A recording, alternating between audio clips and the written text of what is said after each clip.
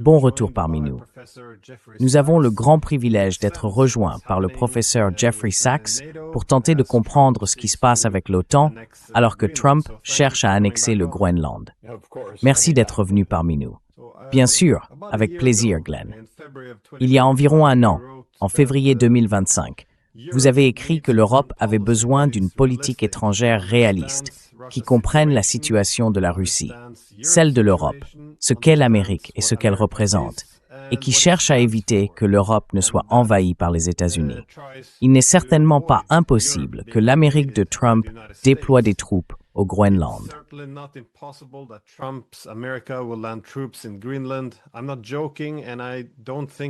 Je ne plaisante pas, et je ne pense pas que Trump plaisante non plus. Il y a un an, les Européens étaient un peu condescendants à l'égard de ces idées. Ce n'est plus vraiment le cas aujourd'hui. Maintenant, un an plus tard, ils sont très indignés, même s'ils ne l'expriment pas forcément très clairement à Trump, car ils se retrouvent à subir les hostilités des États-Unis. Ils ont soudain redécouvert l'importance du droit et des principes internationaux, alors même qu'ils ont contribué à les démanteler au cours des 30 dernières années. Je me demandais donc, comment vous interprétez tout cela? Car après ce qui s'est passé à Davos hier, comment analysez-vous la situation?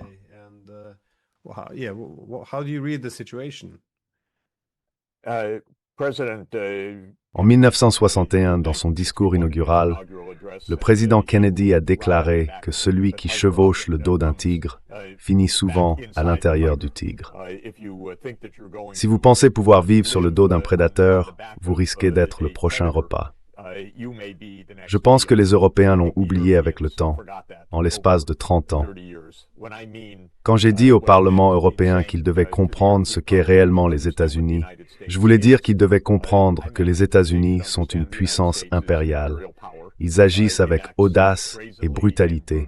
Et pendant environ 20 ans, presque aucun dirigeant européen n'a prononcé un mot contre ce comportement prédateur des États-Unis. That predatory behavior by the United States. As the U.S. invaded one country after another, alors que les États-Unis envahissaient un pays après l'autre, renversaient des gouvernements et jouaient dangereusement en Ukraine, les Européens restaient silencieux. Ils ont peut-être même apprécié cela. Tandis que les États-Unis étaient complices des guerres désastreuses d'Israël à travers l'Afrique et le Moyen-Orient, qu'ils entraient en guerre en Irak et en Libye, et confiaient à la CIA la mission de renverser le gouvernement syrien, ils ont également joué un rôle très profond et destructeur dans le renversement du président ukrainien Viktor Yanukovych en février 2014. Les dirigeants européens sont simplement restés muets.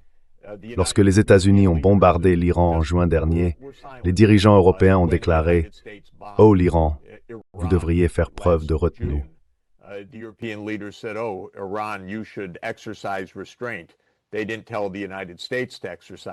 Ils n'ont pas dit aux États-Unis de faire preuve de retenue. Quand les États-Unis ont enlevé le président du Venezuela, les dirigeants européens n'y ont vu aucun problème. C'est un méchant, un vrai méchant. Mais ensuite, quand les États-Unis ont dit « Nous voulons le Groenland », soudain c'était « Oh non, c'est pas juste. Et le droit international, il faut respecter les règles. » Et le New York Times a découvert que l'Amérique avait des tendances impériales. Il ne l'avait pas mentionné depuis plusieurs décennies, en réalité. Mais il l'a découvert parce qu'il s'agissait cette fois d'un pays européen et d'un territoire européen. Il y a donc beaucoup de naïveté et d'hypocrisie dans tout ce qui se passe en Europe ces derniers temps.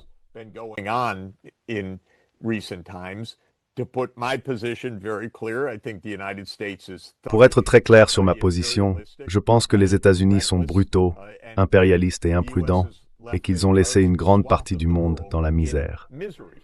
L'Europe a été, pour l'essentiel, docile ou complice dans une grande partie de cela, en dehors de l'Europe.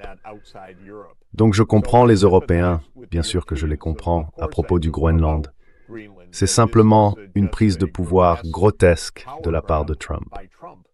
Mais j'aurais souhaité que les Européens aient fait preuve ces dernières années d'un peu d'autorité, de lucidité, de prudence et de réelle capacité pour dire aux États-Unis « Ne vous comportez pas ainsi ». De plus, d'un point de vue très réaliste, si je puis dire, les Européens ont été absurdes dans leur russophobie. Ce n'était pas du réalisme, c'était de l'autodestruction.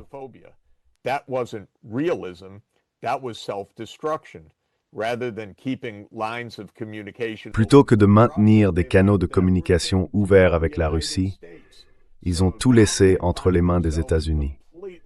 Aujourd'hui, ils se retrouvent complètement coincés, car ils n'ont aucune diplomatie avec la Russie. En réalité, ils n'ont pratiquement pas de diplomatie avec les États-Unis non plus. En fait, ils n'ont plus de diplomatie du tout. C'est la réalité de l'Europe en ce moment. Mais ils ne peuvent s'en prendre qu'à eux-mêmes. Je n'aime pas le dire, mais je dois leur dire « je vous l'avais bien dit », car cela fait des années que je répète cela aux dirigeants européens. Toi aussi d'ailleurs. Reprenez-vous. Ayez une politique diplomatique. Comprenez ce que sont réellement les États-Unis. Ne soyez pas si hypocrites. Cela finira par vous retomber dessus.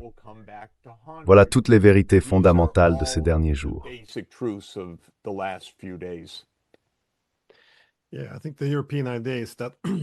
Oui, je pense que l'idée européenne, c'est que, un peu comme pendant la guerre froide, la haine de la Russie devrait unifier l'Occident. Mais le problème, c'est que nous ne sommes pas en guerre froide. Les Américains ne considèrent pas les Russes comme leurs principaux adversaires. Donc, en poussant cette russophobie insensée, les Européens se rendent plus dépendants des États-Unis, tandis que les États-Unis ont de moins en moins d'intérêt à partager cet équilibre commun. Ils se rendent donc eux-mêmes subordonnés. J'essaie de faire valoir ce point ici, mais on me dit que c'est de la propagande russe.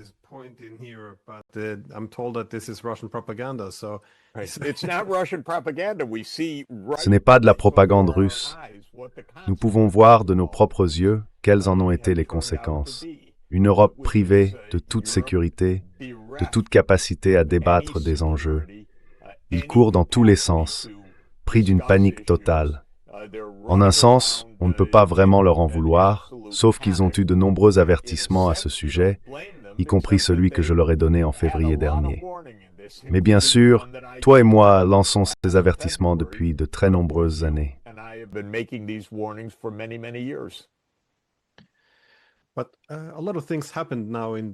Beaucoup de choses se sont passées à Davos. Le discours le plus intéressant peut-être a été celui du Premier ministre du Canada, Mark Carney. Il a plus ou moins reconnu que tout ce qu'on appelle l'ordre international fondé sur des règles était une imposture, qu'il accordait à l'Occident certains privilèges précis. Ils peuvent invoquer la démocratie libérale et les droits de l'homme pour écarter le droit international. Bien sûr, c'est la prérogative exclusive de l'Occident, un concept hégémonique. Mais maintenant, comme vous l'avez suggéré, ils se retrouvent à l'extérieur, et cela n'est pas acceptable.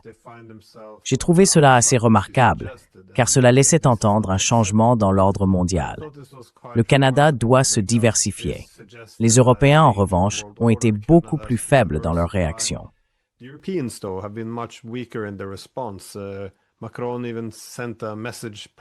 Macron a même envoyé un message privé à Trump, qui a été partagé, dans lequel il disait, en essayant plus ou moins de se rapprocher, « Oh, nous sommes d'accord avec tout ce que vous faites contre la Syrie et l'Iran. Travaillons ensemble là-dessus.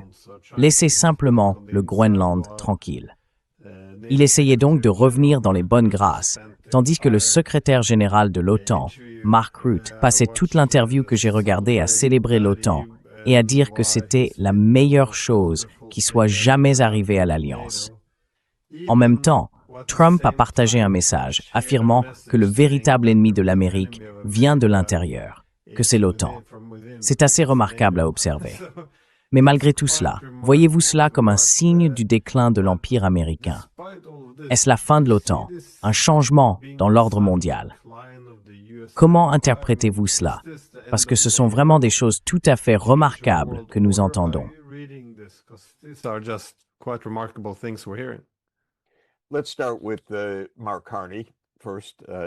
Commençons par Mark Carney. D'abord, je veux dire à quel point je suis fier, car il a été étudiant dans mon département dans les années 1980. Nous savions déjà qu'il était exceptionnel. Et il montre aujourd'hui qu'il est peut-être soudainement l'homme d'État le plus important du monde occidental, le seul à parler avec franchise et honnêteté. Maintenant, son discours à Davos, qui était magistral, a suivi son voyage en Chine, qui était peut-être encore plus remarquable, car voici le Premier ministre du Canada se rendant à Pékin et forgeant ce qu'il appelle un lien stratégique avec la Chine.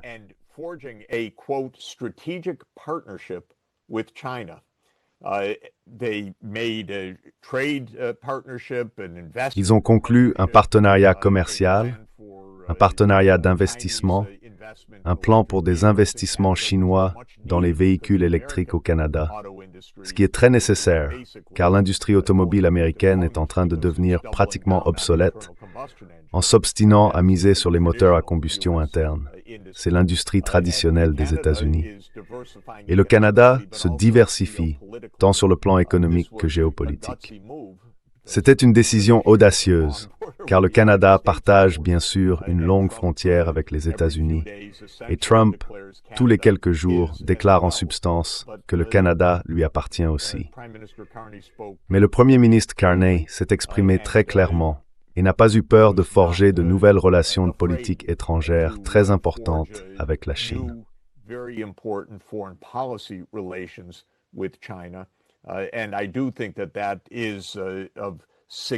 Et je pense effectivement que cela revêt une importance considérable. Je suppose que d'autres l'ont remarqué. Je sais que certains gouvernements sont ébahis et stupéfaits par ce qui se passe et qu'ils y prêtent effectivement attention. Tout cela signifie bien sûr avant tout beaucoup d'instabilité à venir. Maintenant, Trump a reculé à Davos par rapport à sa menace de la veille de prendre le Groenland par la force, et ainsi de suite. Il est également revenu sur sa menace de tarifs douaniers. C'est une question intéressante de savoir pourquoi. J'ai ma propre petite théorie à ce sujet, et c'est parce que le marché boursier avait chuté la veille. C'est vraiment la seule chose, je le crains, qui contraigne Trump. Il doit satisfaire ses soutiens milliardaires et lui-même panique lorsque la bourse baisse.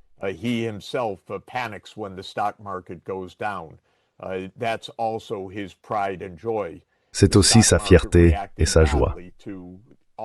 Le marché boursier a réagi négativement à toutes les conséquences potentielles du conflit entre les États-Unis et la Chine. Trump a donc reculé, non pas à cause de ce que les Européens ont fait, mais parce que le marché boursier s'est effondré. Et probablement que le secrétaire au Trésor, Glenn Deason, a expliqué à Trump qu'il devrait peut-être calmer le jeu pour faire remonter la bourse. Peut-être qu'ils ont même anticipé le marché et gagné de l'argent sur ces transactions, car c'est à peu près la norme pour le gouvernement le plus corrompu que les États-Unis aient jamais connu. Mais l'essentiel, c'est que Trump a un peu reculé, même si certains Européens ont peut-être aussi fait des concessions.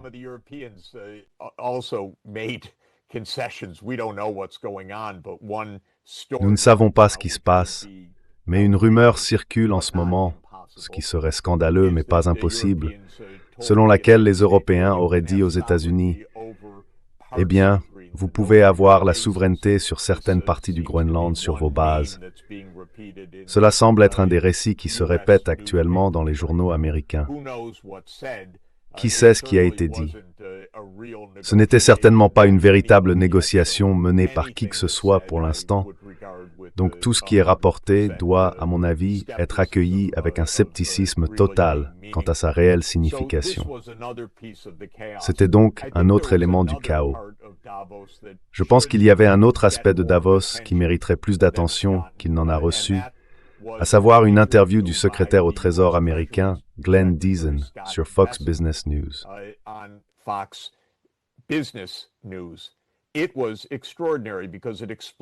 C'était extraordinaire, car ça expliquait autre chose dont toi et moi avons déjà parlé, et sur laquelle j'ai publié des messages, à savoir ce qui se passe en Iran. Parce que Scott Bessent a vendu la mèche. Il a dit qu'il s'agissait d'une opération de changement de régime. L'idée est que les États-Unis écrasent l'économie iranienne. Si toi ou moi avions dit cela il y a 2 ou 3 jours, oh non, on nous aurait traités d'apologistes de l'Iran, accusés d'essayer de justifier le régime iranien malgré toute sa corruption, et ainsi de suite. Mais laisse-moi simplement lire un petit passage de ce qu'a dit Bessant. L'intervieweuse Maria Bartiromo lui a demandé « Que voulez-vous dire à propos des sanctions ?» Un sujet sur lequel vous travaillez, bien sûr. Que prévoyez-vous à ce sujet en ce qui concerne l'Iran et les répercussions là-bas?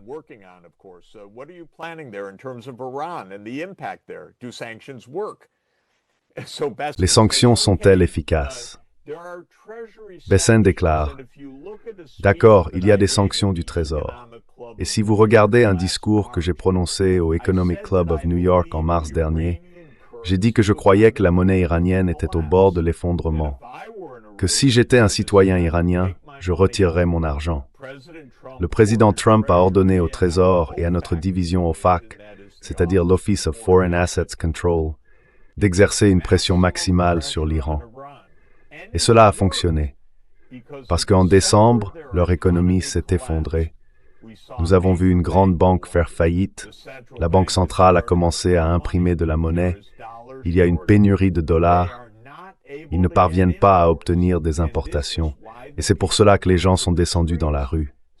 C'est donc de la diplomatie économique, aucun coup de feu tiré, et les choses évoluent ici de très positives.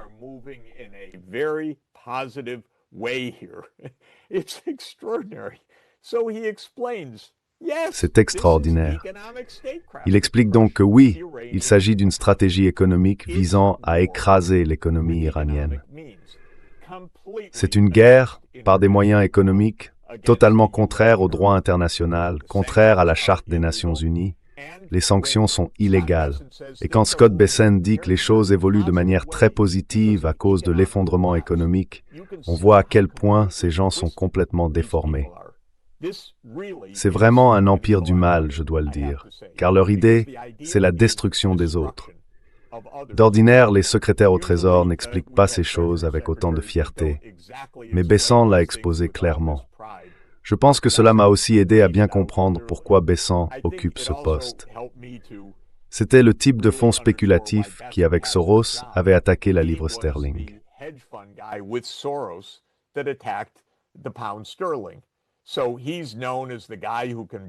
Donc, il est connu comme le type capable de faire chuter la monnaie de quelqu'un d'autre. Pratique, n'est-ce pas, d'avoir un tel homme comme secrétaire au Trésor. Ce n'est pas un expert en politique économique, en affaires budgétaires, ni en situation du peuple américain. Rien de tout cela. Mais il sait faire tomber une monnaie. Et c'était son travail en Iran, et il s'en vante. Donc il y a beaucoup de changements de régime. Aujourd'hui, dans le Wall Street Journal, le titre annonce que le gouvernement cubain doit tomber avant la fin de l'année. Voilà donc une autre opération de changement de régime en cours. D'ailleurs, les Européens à propos de l'Iran, comme vous avez cité Macron, n'ont pas dit un mot. Ils n'ont pas dit un mot quand les États-Unis cherchaient à écraser le régime.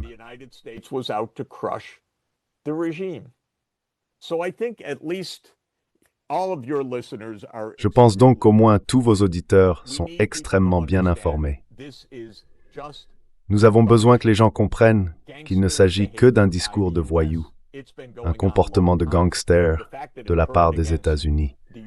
Cela dure depuis longtemps. Le fait que ça se soit retourné contre les Européens, ça a été une surprise. Le fait que ça a été longtemps utilisé contre les Libyens, les Soudanais, les Somaliens, les Libanais, les Irakiens, les Iraniens, les Yéménites, les Palestiniens, bien sûr, eh bien cela n'avait pas attiré l'attention auparavant. Je dois d'ailleurs ajouter, même si je souhaite le bien du Danemark, que lorsque les États-Unis et Israël ont bombardé l'Iran en juin dernier, il y a bien sûr eu une réunion du Conseil de sécurité de l'ONU et j'y ai assisté.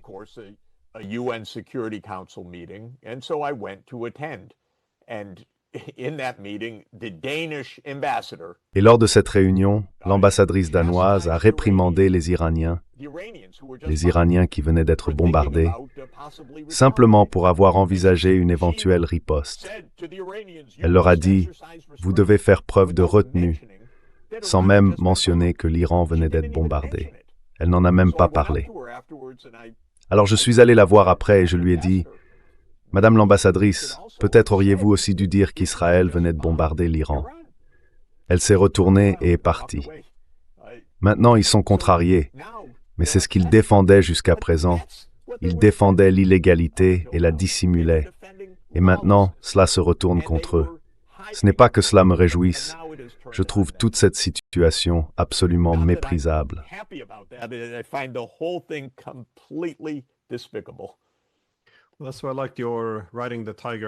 Eh bien, c'est pour cela que j'aime ton analogie du chevauchement du tigre, parce que je pense que c'est l'idée que les Européens ont eue depuis la fin de la guerre froide. Nous allons suivre le projet hégémonique, être le partenaire junior des États-Unis et en gros détourner le regard. Je ne pense pas qu'ils aient réalisé qu'ils ne faisaient que nourrir le monstre et qu'à un moment donné, bien sûr, ils se retourneraient contre ses alliés. Surtout maintenant que le monde devient plus multipolaire. Je pense que cela va au-delà de Trump, car dans un monde multipolaire, il semble que les États-Unis devront accorder la priorité à d'autres régions.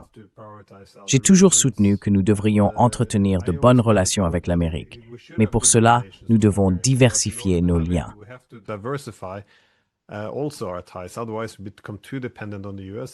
Sinon, nous deviendrions trop dépendants des États-Unis, et ceux-ci se retrouveraient alors en position d'en tirer profit et de créer une relation extractive, presque coloniale.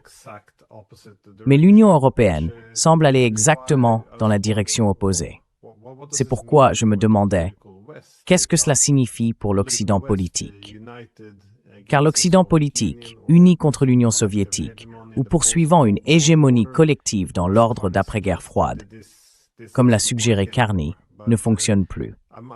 Mais je me trompe peut-être, car les Européens semblent disposés à jouer ce rôle et n'ont aucune imagination politique pour être autre chose que subordonnés à l'Empire américain, même lorsque les États-Unis les malmènent. Et c'est là la partie la plus étonnante, que des gens comme Rutte continuent de dire à Trump à quel point il est formidable et extraordinaire, alors même qu'il menace les pays européens. C'est tout à fait extraordinaire.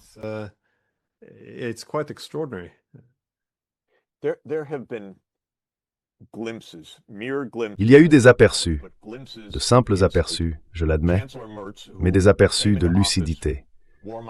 Le chancelier Merz, arrivé au pouvoir en prônant la guerre et battant le tambour presque chaque jour depuis, a déclaré juste avant le Nouvel An que la Russie est un pays européen.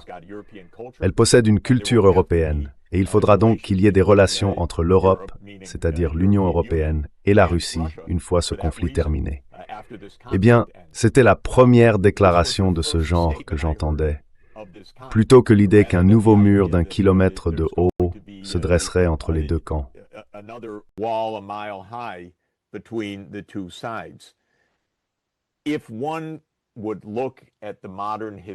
Si l'on considérait l'histoire moderne de manière objective, sans point de vue partisan, ni américain, ni européen, ni russe, ni chinois, on constaterait que toutes les parties pourraient en réalité s'entendre si elles cessaient simplement de se livrer à des discours bellicistes les unes contre les autres.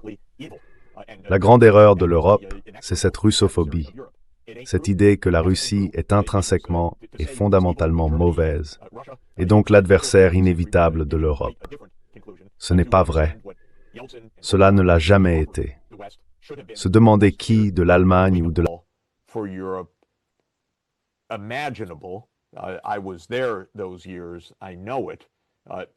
J'étais là à cette époque, je le sais. La paix était absolument possible. Elle était souhaitée par les Russes, sans aucun doute. En fait, Gorbatchev a unilatéralement dissous le pacte de Varsovie et a déclaré que l'Allemagne devait se réunifier, bien sûr, à la condition très claire et explicite que l'OTAN ne s'élargisse pas d'1 pouce vers l'Est. Tout cela aurait pu être réalisé si les deux parties avaient simplement été honnêtes. Mais les États-Unis, bien plus que l'Europe, ont été complètement malhonnêtes durant cette période.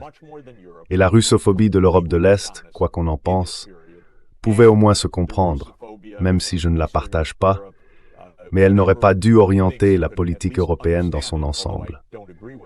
Ainsi, l'Europe s'est piégée elle-même, et elle reste piégée.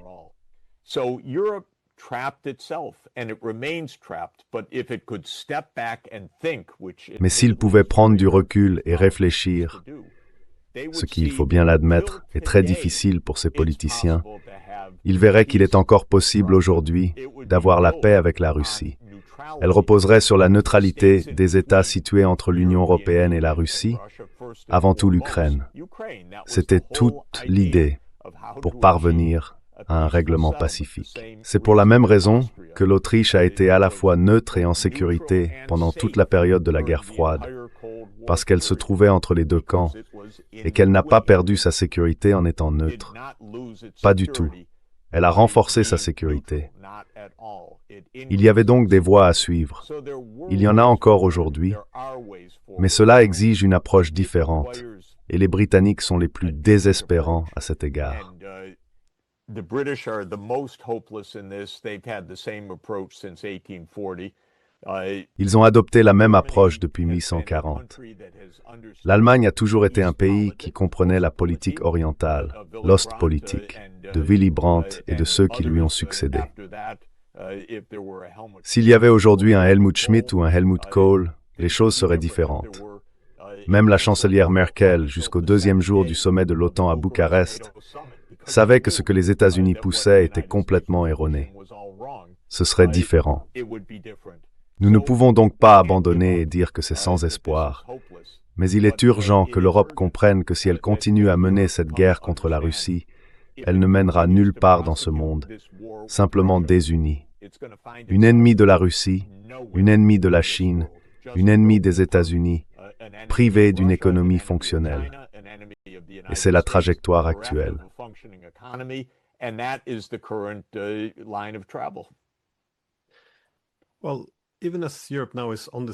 Eh bien, même si l'Europe est désormais engagée sur cette voie, comme vous le suggérez, et je suis tout à fait d'accord avec vous, je reste très sceptique quant à notre capacité à faire quoi que ce soit à ce sujet.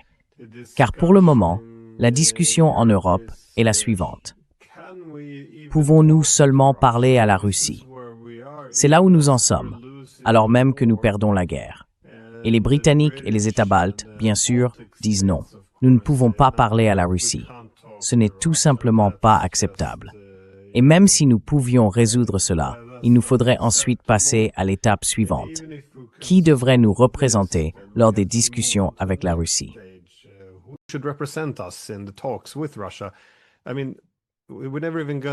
Je veux dire, nous n'allons même jamais en arriver à nous asseoir avec les Russes.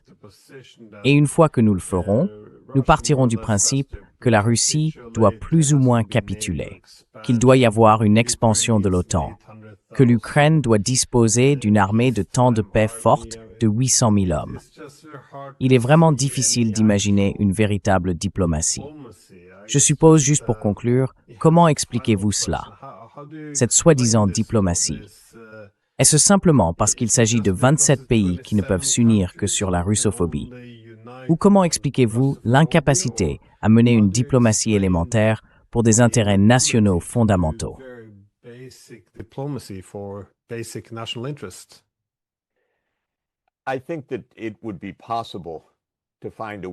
Je pense qu'il serait possible de trouver une voie à suivre, pas avec les 27 d'accord soudainement, mais si l'Allemagne, et idéalement l'Allemagne, la France et l'Italie, pouvaient faire preuve d'un peu de rationalité.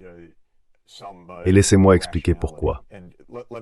L'Allemagne porte la plus grande responsabilité et a les enjeux les plus élevés.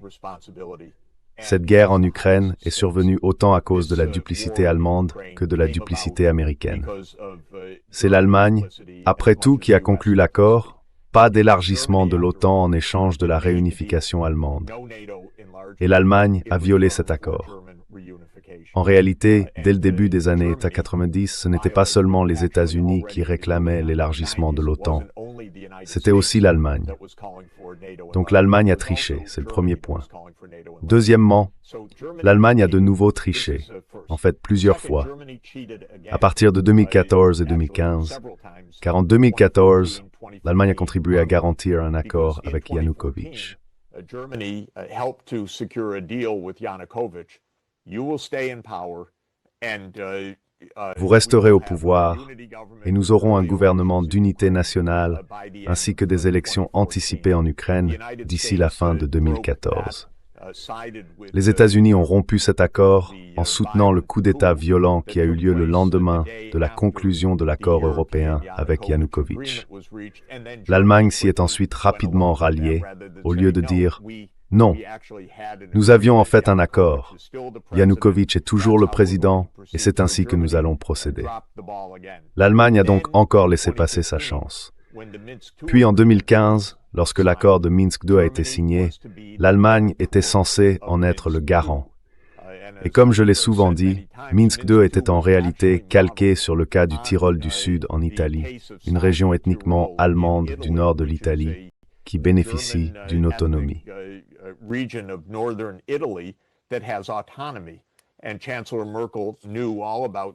Et la chancelière Merkel connaissait parfaitement le Tyrol du Sud, car elle s'y était rendue, ainsi que les politiciens allemands, les politiciens d'origine allemande du Tyrol du Sud. Cela devait servir de modèle pour le Donbass, qui devait bénéficier d'une autonomie. L'Allemagne et la France devaient en être les deux garants. L'Allemagne, encore une fois, a laissé tomber. C'est la chancelière Merkel, je suis désolé de le dire car je l'apprécie. Mais elle a encore laissé tomber. Ainsi, la première manière d'inverser la situation serait en réalité que l'Allemagne le fasse, car elle a véritablement violé ses engagements à plusieurs reprises. Si l'Allemagne le faisait, la France devrait pouvoir en faire autant. J'ai eu une conversation avec Macron en 2023, je suis presque sûr que c'était cette année-là, lors d'une conférence qu'il organisait, où il a dit « Oui, l'élargissement de l'OTAN. Je suis d'accord avec vous, Monsieur Sachs, c'est la provocation. »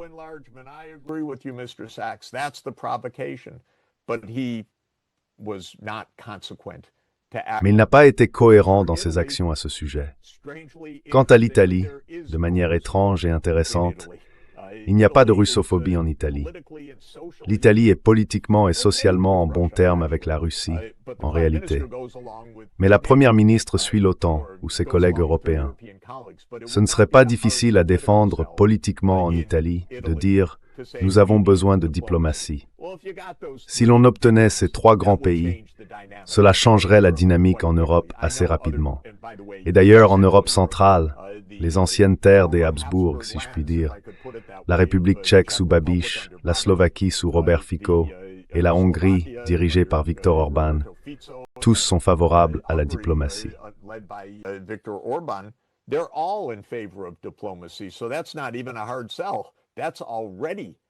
Ce n'est même pas difficile à vendre. C'est déjà le cas. Vous auriez l'Europe centrale, vous auriez l'Allemagne, vous auriez la France, vous auriez l'Italie, vous auriez l'Espagne sous Pedro Sánchez. Ce n'est pas impossible. Mais malheureusement, Merz a été catastrophique dès le premier jour. Un chancelier allemand ne devrait jamais entrer en fonction en battant les tambours de la guerre sans même tenter la voie diplomatique. Et j'ai bien peur que ce soit exactement ce que Merz a fait. Son prédécesseur Olaf Scholz était incroyable.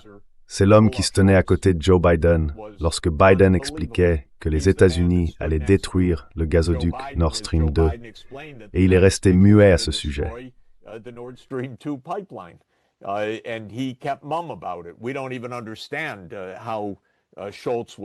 Nous ne comprenons même pas comment Scholz a pu être un tel échec. Les États-Unis avaient-ils quelque chose contre lui? Nous n'en savons rien. Mais le fait est que la direction allemande a été extraordinairement faible et trompeuse, je dirais à des moments clés de cette affaire. L'Allemagne a la responsabilité de redresser la situation en tant que plus grand pays et bien sûr principale puissance industrielle, quoique déclinante, d'Europe à l'heure actuelle. C'est ce que j'aimerais voir se produire. Je n'abandonne pas cette idée, car il est trop important de ne pas laisser l'Europe continuer à sombrer et à se désagréger, ou à apaiser Trump encore et encore de la manière la plus pathétique. Ruth, je n'en parlerai même pas. C'est inimaginable.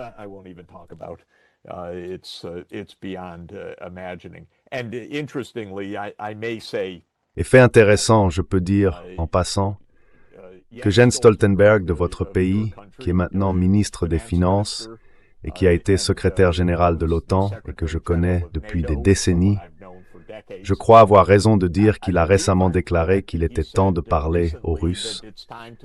Jamais il n'aurait dit cela lorsqu'il était secrétaire général de l'OTAN. Et lorsqu'il a quitté ses fonctions de secrétaire général et qu'il a commencé à dire des choses différentes de ce qu'il disait auparavant, j'ai parlé à un dirigeant politique et je lui ai demandé « Que se passe-t-il avec Jens? Pourquoi n'a-t-il pas dit cela quand il était secrétaire général ?» Et on m'a répondu « Eh bien, Jeff, quand il était secrétaire général, pour qui travaillait-il »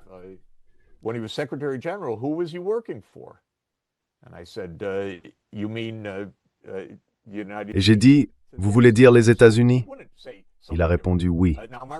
Donc il ne voulait pas dire autre chose. Maintenant, Mark Rutte est pathétique. Il n'est pas nécessaire d'appeler notre président roi fou, papa, devant un secrétaire général. C'est un peu ridicule. C'était comme une invitation à envahir le Groenland, je dois dire. À quel point Rutte est pathétique. Mais le fait est que beaucoup de dirigeants en Europe le savent.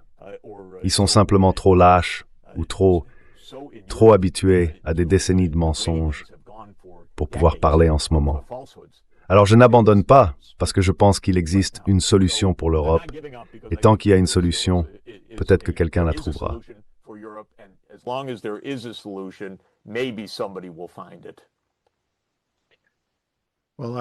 Eh bien, j'espère que malgré cette période troublée, je pourrai encore garder un peu d'optimisme. Merci beaucoup d'avoir pris le temps. Bien sûr. Ravi d'être avec vous, on se reparle bientôt.